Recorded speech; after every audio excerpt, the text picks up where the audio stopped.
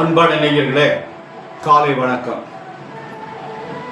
சொற்றுணை வேதியில் ஜோதிவானவன், சொற்றுணை வேதியில் ஜோதிவானவன், ஒற்றுணை தீர்ந்தடி பொருந்த கை தொழ, கற்றுணை பூட்டிவோர் கடலினிற் பாய்ச்சினும், கற்றுணை பூட்டிவோர் கடலினிற் பாய்ச்சினும், நற்றுணையாவது நமசிவாயவே, நற்றுணையாவது நமசிவாயவே. பூவினு கருங்கலம் பொங்குதாமரை, ஆவினு கருங்கலம் அரணம் சாடுதல், கோவினு கருங்கலம் கோட்டமில்லது, நாவினு கருங்கலம் நமசிவாயவே, நமசிவாயவன். அன்பார்ந்த நேயர்களே, இன்று ஐப்பசி மாதம் 10ஆம் நாள், திங்கட்கிழமை, சோமவாரம். அடுத்து விரைவில் கார்த்திகை சோமவாரம் வரப்போகுது. சித்த யோகம், மூல நட்சத்திரம், சக்தி திதி, மூல நட்சத்திரம். மூல நட்சத்திரம் 11:35, பின்னாடி பூராட நட்சத்திரம். இந்த 2 நட்சத்திரத்துக்கும் யோகம் இன்னைக்கு சித்த யோகம். ராகுகாலம் திங்கட்கிழமை எப்போதுமே காலைல 7:30 முதல் 9, யமகண்டம் 10:30 முதல் 12, குளிகள் 1:30 முதல் 3, சூலம் கிழக்கு, பரிகாரம் தயிர். அன்பான நேயர்களே, இந்த கிரகங்கள்லாம் எப்படி இருக்கிறது? இந்த சூரியன் துலாத்தில் இருக்காரு, செவ்வாய் இருக்காரு, புதன் அவரோட இருக்காரு, சந்திரன் தனுசுக்கு வந்துட்டாரு, சனி ராகு கும்பத்தில் இருக்காரு, குரு பகவான் கடகத்தில் இருக்கு, கேது சிம்மத்தில் இருக்கு, சுக்கிரன் கன்னியில் இருக்காரு. இது இந்த கிரகத்தினுடைய அமைப்பு. அன்பான நேயர்களே, இந்த ராசி பலன் எப்படி இருக்கிறது? மேஷ ராசி என்பவர்களுக்கு குரு பகவான் 4ல் போய் உச்சம் அடைகிறார். 4ஆம் அதிபதி எங்க இருக்காருன்னா 9ஆம் இடத்துல இருக்காரு, குருவுடைய வீட்டில் இருக்காரு. பெரிய அமைப்பு. குரு சந்திரன் பரிவர்த்தனை யோகம்னு சொல்றதால அருமையான மேஷராசி என்பவர்களுக்கு. அத்துடன் சனி ராகு வேற 11ஆம் இடத்துல இருக்காரு. இதெல்லாம் மேஷராசிக்கு அமோகமான நாள் இன்றைக்கும் நாளைக்கும் அப்படின்னு சொல்லுவாங்க. அதனால மேஷராசி என்பவர்கள் கவனமாக நடந்து கொள்ளுங்கள், நல்லதே நடக்கும். ரிஷபராசி என்பவர்களே, உங்களுக்கு குரு பகவான் சரியில்லை, அதெல்லாம் பார்த்து கவனமாக நடந்து கொள்ளுங்கள். சனி ராகு மட்டும் 10ஆம் இடத்துல இருக்கார், தொழில் நன்றாக இருக்கும், செலவு நிறையா வரும். மிதன ராசி என்பவர்களே, உங்களுக்கு அருமையான நாள், நல்ல நாள், நல்லது நடக்கும். ஏன்னா குரு பகவான் உங்களுக்கு 2ஆம் இடத்துல போய் உச்சம் பெற்றிருக்காரு. 7ஆம் அதிபதி உச்சம் பெற்றது நல்லது. அடுத்த கடகராசி என்பவர்களே, உங்களுக்கு ஜென்ம குரு, இடமாற்றங்கள் கிடைக்கும், பிரச்சனைகள் ஏற்படும், கவனமாக நடந்து கொள்ளுங்கள். எந்த கிரகங்களும் உங்களுக்கு வலுவா இல்லை. உங்கள் ராசிநாதன் சந்திரன் 6ஆம் இடத்துல இருக்கார், அதுவும் சரியில்லை, அதெல்லாம் பார்த்து ஜாக்கிரதை. அன்பான சிம்ம ராசி என்பவர்களே, குழப்பம் இல்லாமல் இருக்கும். உங்களுக்கு 12ல் குரு, ராசியில் கேது இருக்கார், குழப்பமான ஒரு சூழ்நிலை ஏற்படும், ஜாக்கிரதையாக நடந்து கொள்ளுங்கள். மனைவி கணவனுடைய உடல்நிலை ரொம்ப கவனம் தேவை. அன்பான கன்னி ராசி என்பவர்களே, உங்களுக்கும் 11ஆம் இடத்துல குரு இருக்கார், அருமையான இடத்துல இருக்கார். 6ல் சனி ராகு இருக்கார். இது ரெண்டும் ஒரு அருமையான அமைப்பு. அன்பான கன்னிராசி என்பது நல்ல யோகமான நாடு, 2 மாதத்துக்கு அருமையாக இருக்குது, நல்லதெல்லாம் நடக்கும். துளாராசி என்பதில் உங்களுக்கு பிரச்சனைக்குரிய நாள், பார்த்து கவனமாக நடந்து கொள்ளுங்கள், கெட்ட பேரெல்லாம் கூட ஜாக்கிரதையாக நடந்து கொள்ளுங்கள். விருச்சிக ராசி என்பதிலே உங்களுக்கு அமோகமான நாள். இந்த விருச்சிக ராசி என்பவர்களுக்கு நல்ல நாள், நல்லது நடக்கும், நல்ல காரியம்லாம் நடைபெறும் என்று சொல்வது. நல்ல காரியம்னா என்ன? அவங்க உங்களுக்கு தேவையான இந்த 2 மாதத்துக்கு அப்படின்னு ஒரு கணக்கு. தனுசு ராசி என்பவர்கள் இந்த 2 மாதத்துக்கு எதுவும் செய்யாதீங்க. குரு 8ஆம் இடத்துக்கு போயிட்டாரு, அட்டம குரு, புதுசாக எதுவும் நடக்காது, பார்த்து ஜாக்கிரதையாக நடந்து கொள்ளுங்கள். மகர ராசி என்பவர்கள் உங்களுக்கு அருமையான நாள், உங்களுக்கு தடைப்பட்ட காரியங்கள்லாம் நடக்கும். திருமணம் தடைப்பட்டு இருந்தால் இப்போ 2 மாதத்துக்குள்ளே முடிஞ்சிடும். கார்த்திகை மாதத்துக்குள்ளே திருமணம் நடக்கணும், அதுக்குடைய வாய்ப்புகள்லாம் நல்ல நிறைவாக இருக்குது. அன்பான கும்பராசி என்பதில் 7ல் சனி இருக்கிறது, பார்த்து கவனமாக நடந்து கொள்ளுங்கள். ஆரோக்கியத்தில் ரொம்ப ஜாக்கிரதையாக இருக்கும். குரு 6ஆம் இடத்துல இருக்கார். மீனராசி என்பதில் உங்களுக்கு குரு 5ஆம் இடத்துல இருக்கார். நல்ல அரிய பெரிய சாதனையெல்லாம் உங்களுக்கு சக்தி மீறி எல்லாமே நடக்கும். இதெல்லாம் அனுபவம் தந்த உண்மை, அனுபவத்தில் தான் பார்க்கணும். பலன் ஒரு பக்கம் இருந்தாலும் நமக்கு என்ன நடக்குது நாளைக்கு அதே மாதிரி மீனராசிக்காரங்களாம் நடக்கும்னு சொல்லலாம். அதனால் அவங்கவுங்க தகுதிக்கு சக்திக்கு மீறி சில காரியங்களாக நம்ம பண்ணுவோம். அதுக்கு மீனராசி என்பவர்களுக்கு நல்லா இருக்குது. மீனராசி என்பவர்களுக்கு 7.5 சனி இருக்கிறது. முதல் சுற்று, 2வது சுற்று, 3வது சுற்றெல்லாம் வரும். மீனராசி, கும்பராசி, மகராசி என்பவர்களே 7னுடைய தாக்கம் இருக்கிறது. 2வது சுற்றாக இருந்தால் பொங்கு சனிப்பாங்க, 3வது சுற்றாக இருந்தால் மரணச்சனிப்பாங்க. இந்த மரணச்சனியும் தாண்டி நம்ம வாழ்ந்துகிட்டு இருக்கிறோம் அப்படிலாம் ஒரு கருத்து இருக்குது. அதனால் ஆயுள் பலமாக இருந்தால் அந்த 3வது சுற்றெல்லாம் ஒன்றும் பண்ணாது அப்படிங்கிற ஒரு அமைப்பு இருக்குது. அன்பான நேயர்களை பார்த்து கவனமாக நடந்து கொள்ளுங்கள். இந்த 3 ராசி என்பவர்களும் சனிக்கிழமை தோறும் விரதமாக இருந்து சனி பகவானுக்கு எள்ளு தீபம் ஏற்றி காக்காய்க்கு எள்ளெண்ணம் வைத்து சனிக்கு அர்ச்சனை பண்ணுங்க. கோளறு திருப்பதியத்தை பாராயணம் செய்யுங்க, உங்களுக்கு நல்லருள் கிடைக்கும்.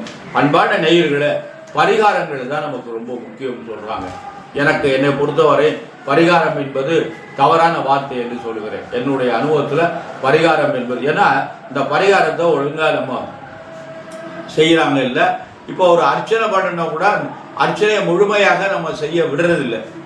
ஏன்னா நேராட்சி சாமி சீக்கிரம் அர்ச்சனை பண்ணி கொடுங்க அப்படின்னா ஒரு 10 பேருக்கு அர்ச்சனைக்கு வந்திருக்காங்க, 10 பேருக்கு 108 நாமாவளியை சொல்லிட்டு இருந்தாங்கன்னா இவங்க எரிச்சல் படைவாங்க. அதனால் அதை முழுமையாக ஒரு 10 நாமாவளி சொல்லிவிட்டு தேங்காய் உடைஞ்சது அப்புறம் வந்து கொடுக்க வேண்டியது அப்படிலாம் இருக்குது. அதெல்லாம் ஒரு குற்றம்தான். இருந்தாலும் அதை இறைவன் பொறுத்து கொள்வார். நாமாவளியை சொல்லிட்டு தான் தேங்காய் உடைக்கிறோம், முழுமையாக சொல்ல முடியல. 10 பேருக்கு ஒரு அச்சத்திரம் முழுமையாக சொல்கிற மாதிரி வந்துடும். அதுதான் பலன் இருக்குமே தவிர, அதனால் அது வந்து தவறு இல்லை. தவறான முறையாக செய்யாத காரியங்களை நம்ம முறையாக நல்லா செய்ய வேண்டிய காரியங்களை முறையாக செய்யாமல் செய்தால் அதுக்கு தவறு. அந்த மாதிரி நடக்கலாம். அந்த பரிகாரங்கள் நமக்கு வேலை செய்யலை. அதனால் பரிகாரங்கள் என்பது போவதை விட பிரார்த்தனை என்று போவது நலம். இறைவனுக்கு நன்றாக அபிஷேகம் பண்ணலாம். இப்போ மாரியம்பாளை எடுத்துக்கிட்டீங்களா, உஷ்டமான சரீரம்னு சொல்லுவாங்க. சீதளம் மாறி ரூபம். சீதளம்னா உஷ்டம். உஷ்டமான உடம்புடைய மாரியத்தாவுக்கு நம்ம என்ன செய்யணும்னா நல்ல மஞ்சள் தைலம், நல்லெண்ணெய், சுத்தமான நல்லெண்ணெய் அபிஷேகம், அதாவது மஞ்சள் பொடி அபிஷேகம், வாசனை பொடி அபிஷேகம், பச்சரிசி மாப்பொடி அபிஷேகம், கரும்பு சாறு அபிஷேகம், இளநீர் அபிஷேகம், எலும்புச்சம்பழச்சாறு அபிஷேகம், பால் தயிர் அபிஷேகம், இதெல்லாம் அபிஷேகம் பண்ணி அந்த தாயை நல்லா குளிர வைத்தோம்னா நல்ல ஒரிஜினல் சந்தனம் வாங்கி அவளை நிறைய அபிஷேகம் பண்ணோம்னா அவள் மனசு குளிர்ந்து நம்மக்கிட்ட இருக்கிற உஷ்டத்தெல்லாம் அவள் வாங்கிட்டுருவா, நமக்கு இருக்கிற கஷ்டத்தெல்லாம் அவள் வாங்கிட்டுருவா. அதனால் மாரியாத்தாளுக்கு வந்து முக்கியமாக அபிஷேகம் தான் ரொம்ப முக்கியம். இந்த அபிஷேகம் எவ்வளவு பொழுது மாரியம்மனுக்கு நம்ம பண்ணுறோமோ அவ்வளோ பொழுது நமக்கு நல்லது நடக்கும். அதனால் பால் அபிஷேகம் மாரியம்மனுக்கு பண்ணுறது ரொம்ப விசேஷம். அன்பான நேயர்களை நாம் வந்து பிரார்த்தனை தான் நமக்கு ரொம்ப முக்கியம். அதனால் நம்ம எல்லோரும் இறைவனுடைய வழிபாட்டை நாடுவோம். இறைவனுக்கு நமக்கு முடிஞ்சதை நம்ம செய்வோம், முடிஞ்சதை செய்வோம், முடியாத செய்ய சொல்லலை.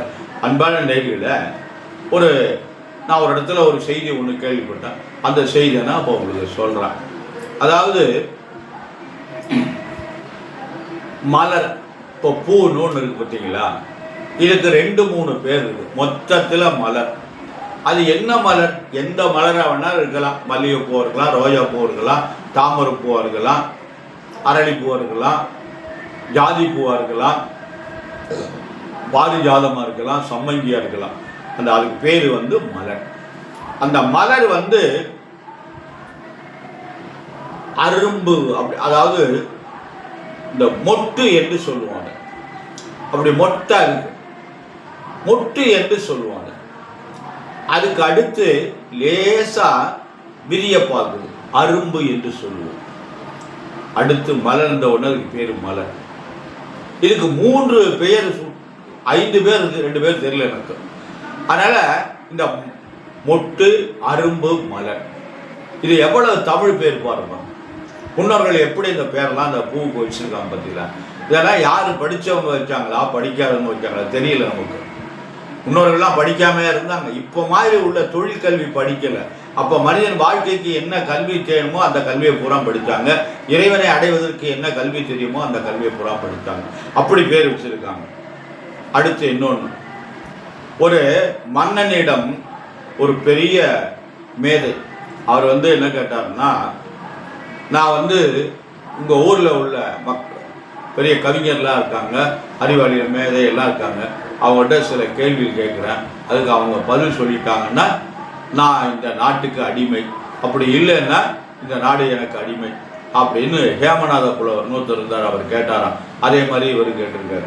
அவர் உடனே என் நாட்டில் அறிஞர்களுக்கு பஞ்சம்ல நீங்கள் என்ன வேணாலும் கேட்கலாம் அப்படின்னா, அவங்க கேட்டால் நீங்கள் பதில் சொல்கிறேன் அப்படின்னாரு. அப்புறம் இவர் கேட்ட கேள்விக்கு பூரா அங்கே உள்ளவர்கள் யாராலையும் பதில் சொல்ல முடியல. திருப்பி கேள்வி கேட்க சொன்னால் அவங்க பயந்துக்கிட்டு கேள்வி கேட்க மாட்டேன்ட்டாங்க, முடிஞ்சு போச்சு. அப்போ மன்னருக்கு பயம் வந்தது. அப்போ அந்த கவியை சொன்னார், மக்கள் கேட்கலாம் அப்படின்னா. மக்கள் கேட்கலான்னு சொன்ன உடனே படிக்காதவங்களாக இருந்தாலும் கேள்வி கேட்க தெரிஞ்சால் கேட்கலாம் அப்படின்னு சொன்னாங்க. அப்போ மக்கள் ஒவ்வொருத்தராக ஒரு கேள்வி கேட்டாங்க. இதுக்கு பூரா டக்கு டக்குன்னு பதில் சொன்னாங்க. திருப்பி மக்கள்கிட்ட இவர் கேட்டார், பதில் சொல்ல தெரியல. அதில் கூட்டத்தில் இருந்த ஒருவன் நான் கேட்கலாமா அப்படின்னு ஒரு மனிதன் வந்தான். கேட்கலாம் என்று சொன்னார். அவன் வெளியில் வந்தால் அவனுடைய தோற்றத்தை பார்த்தா கருத்த உருவம், அழுக்கு நிறைந்த ஆடை, இதை அணிஞ்சிட்டு நான் கேட்கலாமா அப்படின்னு கேட்டான். கேளுங்கோ அப்படின்னு சொன்னார். அவன் என்ன கேட்டான் அப்படின்னா,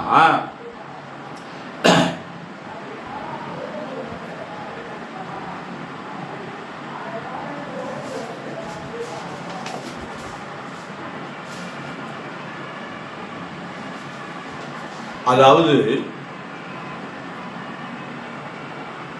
பழுத்தபின் காய்ப்பது என்ன பழம் அப்படின்னு கேட்டான். பழுத்தபின் மீண்டும் காயாவது என்ன பழம் அப்படின்னா அந்த மேதைக்கு சொல்ல தெரியல.